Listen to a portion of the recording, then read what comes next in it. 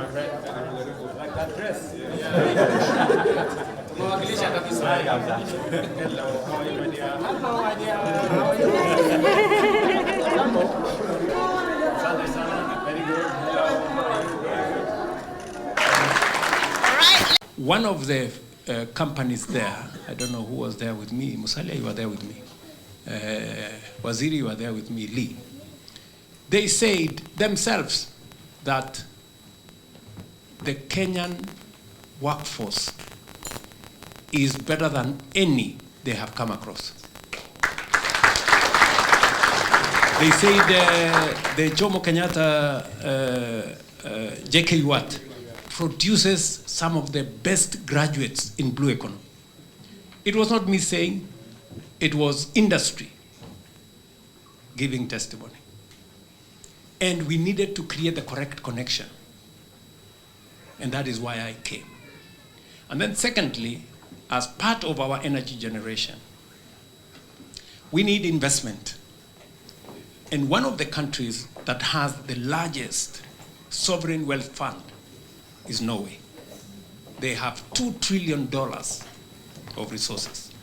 One, we needed to understand how they got there, because we are now doing our own sovereign wealth fund as a country. In fact, we are now going through the process of public participation. We should be able to have our own sovereign wealth fund in the next month or so. And you know, I met the Minister for Finance, and he told me something phenomenal. He told me the sovereign wealth fund of Norway was put in place when he was Minister for Finance then. That is 30 years ago. In 30 years, their sovereign wealth fund has grown from zero to $2 trillion. One generation. So when I tell you guys, it's possible to move Kenya from a third world country to a first world country in one generation, you don't need a miracle. You just need to have a good plan. And you can do it. Norway has done it, right? And they are ready to invest in our energy space because they are already investing in geothermal. They have invested in Lake Turkana wind power. They have invested in Globlex that is doing something in Menengai.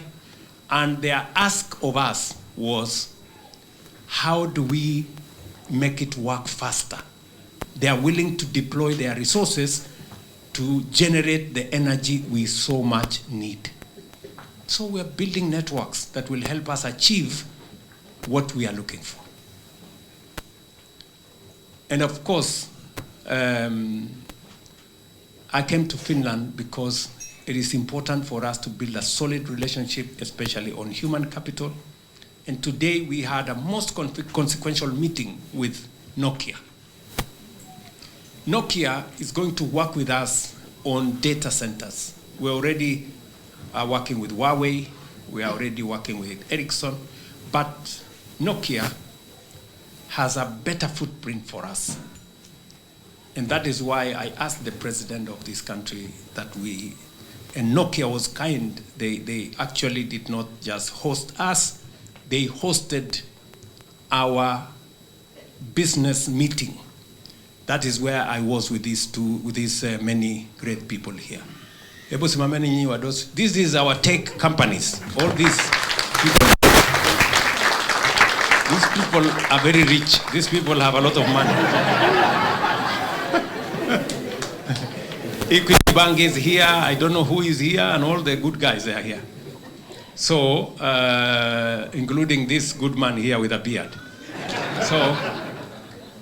And we want them to plug in. Just sit down, ladies and gentlemen. We want them, we want to open doors for them. And I was telling them, government can sign agreements. We can sign memoranda of understanding. But it is companies who sign contracts. They are the ones who turn the agreements we sign into products, into business. That is their business. I open the door. They do what they have to do, You know, I was looking at one of the headlines in the newspapers, oh, William Ruto is traveling again. You know, I wish they knew the kind of schedule that I have. You know, I wish they knew what I've come to do. You know, I have not come here as a tourist. I have not come here to waste time. I have come here pointedly to make sure that we achieve certain things. Just for the record, I am the chief diplomat of our country. You know, people want to know what does Kenya stand for. You know, I was in Brussels, and there were two fundamental things that I wanted out of Brussels. Number one, we have an economic partnership agreement that is working, that has a bit of a problem. I needed to agree with them on how we don't disrupt and how we recruit the rest of the countries of the East African community, so that by 2031, when we need to scale up that agreement, we don't run into trouble. Number two, we needed to sort out something on data adequacy. Why data adequacy? You know, technology is the next arena. And data is a very important part of what is going to happen next. Technology, whether you're talking about artificial intelligence, whether you're talking about cybersecurity that will come with it, or whether you're talking about the whole technology space.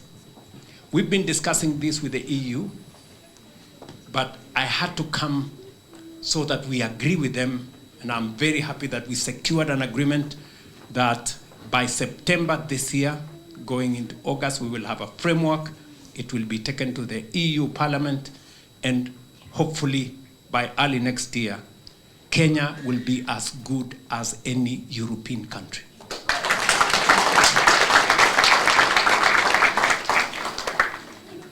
Okay?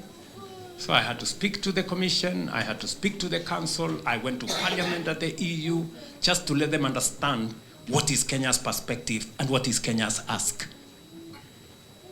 It can only be done at my level if we want results. And it's part of my KPI as a president. It's part of my job to do it.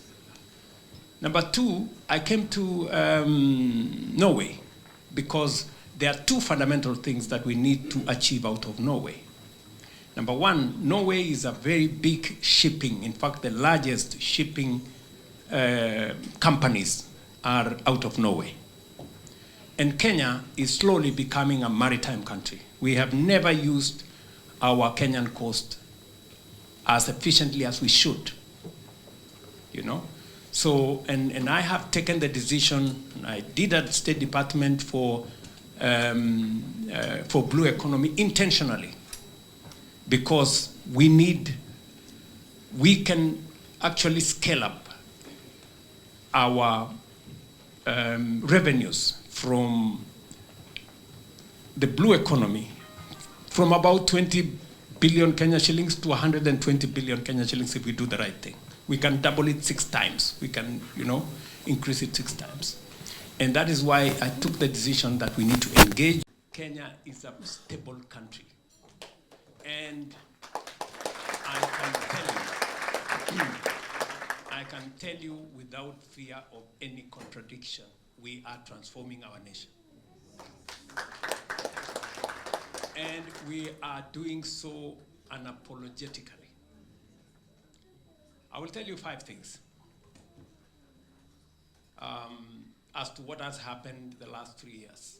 Number one, our economy was really beaten because of the COVID issues, because we had huge debts, because we had difficulties with inflation, we had difficulties with foreign exchange.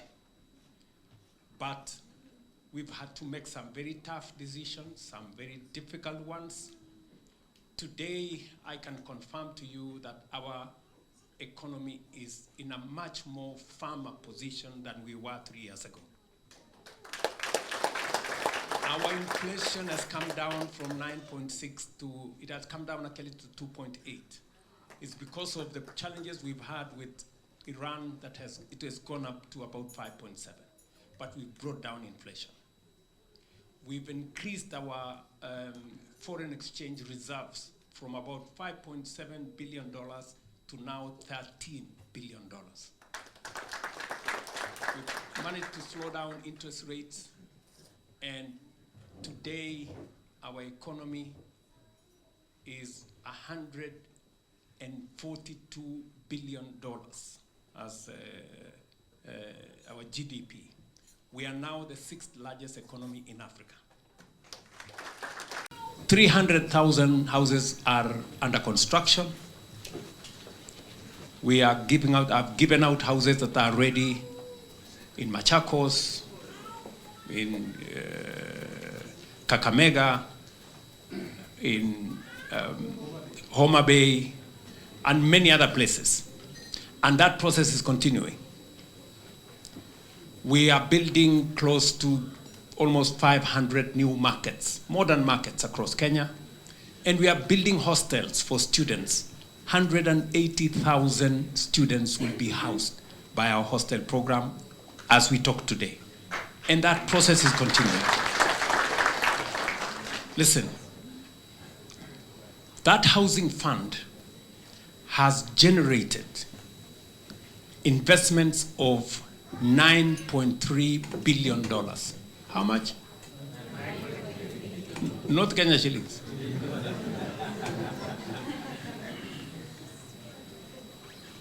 $9.3 billion. And this is not money we have borrowed. This is not money we have gotten from somewhere. This is our own money. Kenyan money. If I were to look for that money from the World Bank or IMF, I would grow gray hair before I get it. Because you would have to be in this capital and that capital and meet this condition and meet the other condition and go and look for the certificate of your grandmother and bring the... It would be very difficult. But look at, guys, look at what domestic resource mobilization can do. The skyline of Kenya is changing. Maybe some of you have not been in Kenya lately. When you come to Nairobi, just go look around. Go to anywhere. We are building close to 100,000 housing units in Nairobi alone. You know, huge buildings, 20 floors, 28 floors. We are now going to 30 floors in Nairobi.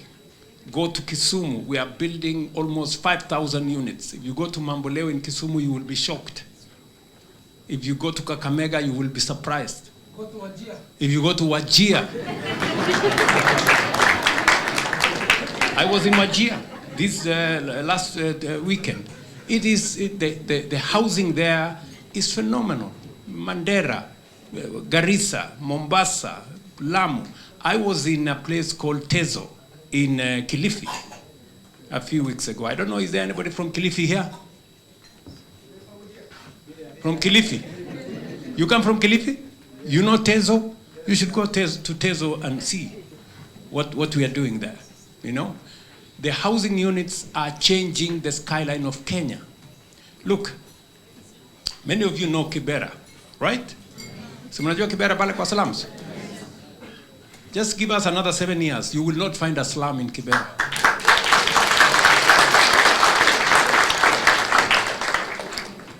That is what is called transformation. You mnanisikia? Forget about the nonsense in the social media. We are going to change our country and we are going to shame the guys in the social media. So, remember, we are very funny people. Some time back, some of our guests, just imagine, people used to be taken to Kibera to be shown, the largest slum in Africa. Guests, wageni ati tunapeleka hawa kwenda kuonyesha hawa umaskini. Ni ujinga sana bana.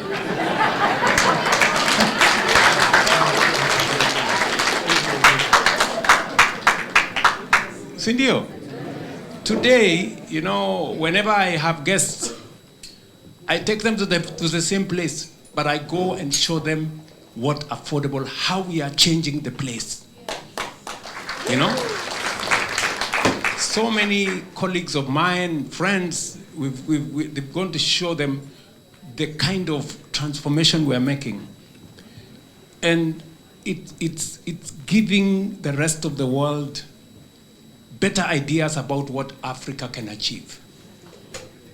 We need people who believe in Kenya. Yeah. We have a great country, Bana. We have a great nation. We have great people. Look at what Odhiambo just said here about Kenyans who are here. And I have said this before. Go to any company, go to Microsoft, go to Amazon Web Services. They will tell you among the best workers they have are Kenyans. If there is an opportunity for a company to hire and there are others and there is a Kenyan, I bet you the easiest person to be hired there is a Kenyan. Yeah. I have said we speak very good English, which is true. I'm not, we speak. The president has given us a different footprint diplomatically. Amebadilisha kiwango chetu, ametupatia heshima. Kenya inasikika na inasikika kwa uzuri. Our president is, apart from being our president in Kenya, is the African Union champion for matters climate change.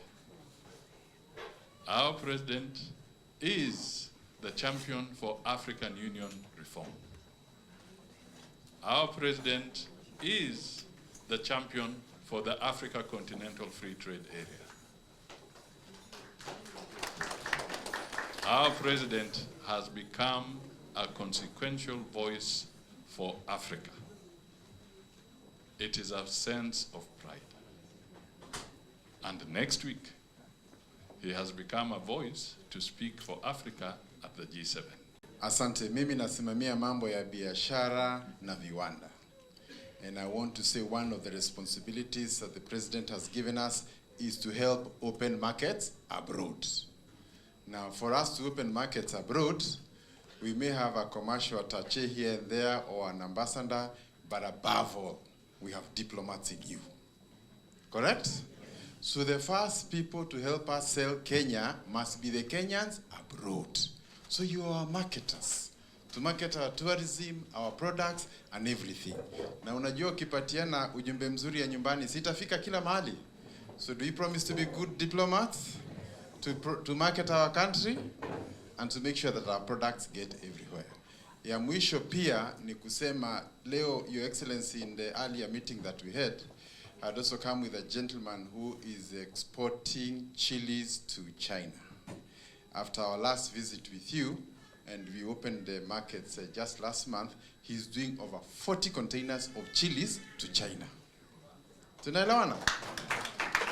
So one decision made in a place like this can affect over 40,000 farmers back at home. So even though we are here today, some of the conversations around how we can open the markets will have a big impact even to the people you have left back at home.